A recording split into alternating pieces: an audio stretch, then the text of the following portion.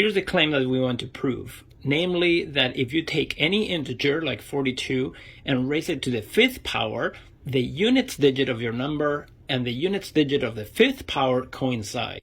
The proof of this is a very good example of how to use several things in number theory, so let me go through it step by step.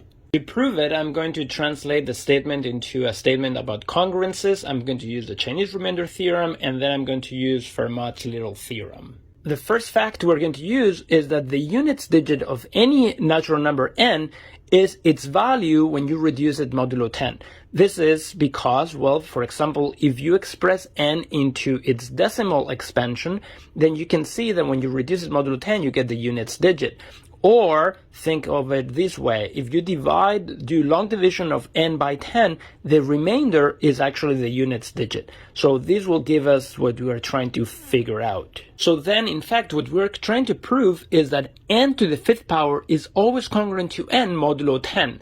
N modulo 10 is the units digit of n, and n to the 5 modulo 10 is the units digit of n to the 5. So if these two agree modulo 10, then the units digits agree. The Chinese remainder theorem tells me that if I have a congruence modulo a product of two primes, then that congruence is true if and only if it is true for those primes dividing 10. So if this is true modulo 2 and it is true modulo 5, then it will be true modulo 10 and vice versa. Modulo 2, this is always true. Modulo 2, there is only really two numbers, 0 modulo 2 or 1 modulo 2. Every natural number is either 0 or 1 modulo 2, and 0 to the 5 is 0 modulo 2, and 1 to the 5 is 1 modulo 2, or in other words, an even number to the fifth power is even, and an odd number to the fifth power is odd.